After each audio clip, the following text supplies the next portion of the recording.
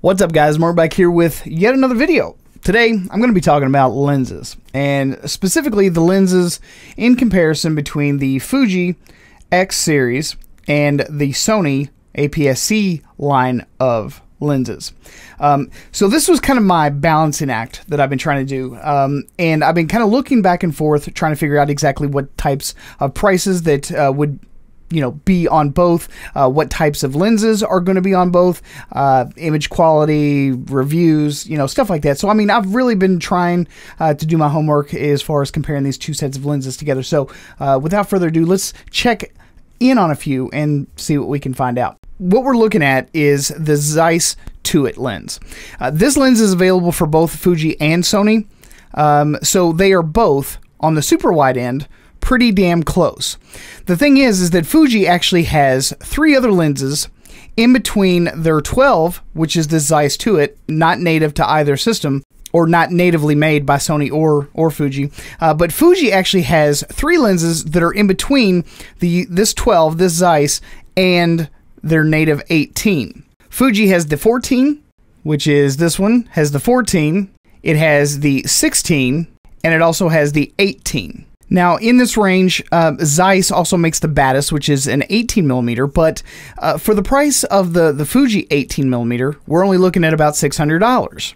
If you go with the Sony system and you buy the Zeiss Batis, you're looking at $1,500. Okay, so massive difference. But there is one saving grace, which is the Sigma. Honestly, if it wasn't for Sigma and Zeiss, there would be a lot of lenses missing from the Sony APS-C lineup. We already knew that, but so if you decided to go with the Sigma 19mm, which I use all the time, it only costs $200. The aperture is the same. It's a hell of a lot lighter than the Batis, and significantly cheaper.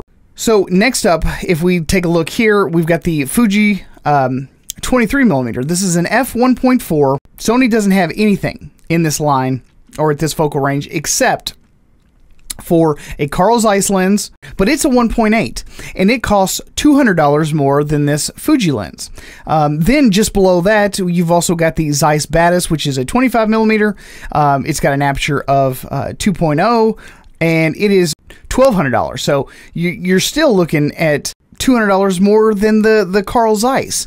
So massive differences in price here. And then Fuji's also has a 27mm with an f2.8 aperture, and it's only $450. So once you start moving into this range, you start to see a few extra lenses that kind of come into line. Here's their 35mm. Okay, the Fuji 35 is a 1.4 aperture. It's $600.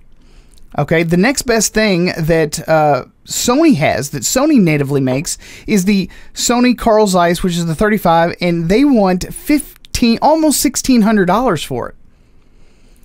So obviously, it has the same aperture, but they want, I mean, it's such a huge lens too. It's like 630 grams, and they want $1,600 for it. All right, so now let's go ahead and move on up to the 50mm. Okay, so this is Fuji's 56mm. It's an f1.2. It's $1,000. Not a cheap lens, but that is a massive amount of light that you're going to be able to collect with that f1.2. The next closest thing that Sony has, to this would be the Carl Zeiss, and they in fact do want the Zeiss Batis. It's a 50mm. It's an f2.8. And they want $1,000 for that. So it almost makes more sense to go with the Fuji. You lose a little bit in your focal length, but you gain so many extra stops of light. Bit of a trade-off. So, but at least Sony's getting a little bit closer. Next, Fuji has the 60mm macro.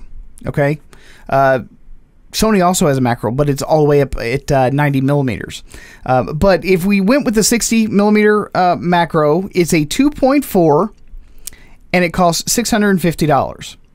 Okay, Sony doesn't even have anything in that line.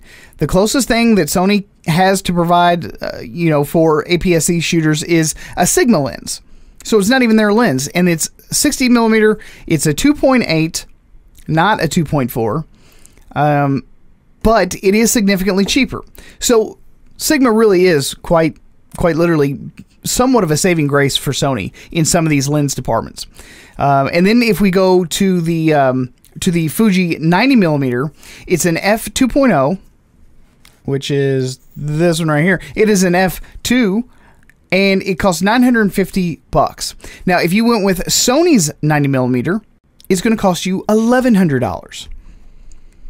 Okay, so the differences are pretty stark as far as price is concerned, and I am almost positive. I haven't tested all of them, and I haven't seen enough reviews for all of them, but that's an insane amount, you know, of price difference, and I can almost guarantee you that the Fujis are all sharper.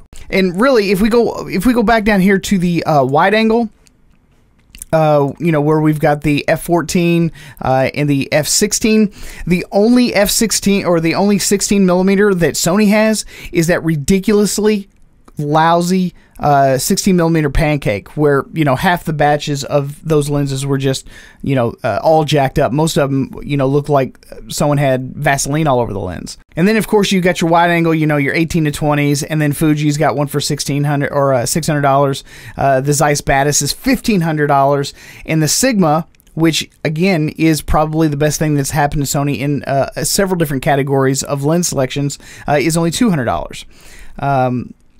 I don't know how the 19 and the Fuji 18 compare, but I would say that just based on what I know, you're probably going to get a much better image with the Fuji. Not only are you getting extra stops of light, but from everything that I've seen, the Fuji lenses have been way sharper. So it seems like Fuji has the overall better lens lineup.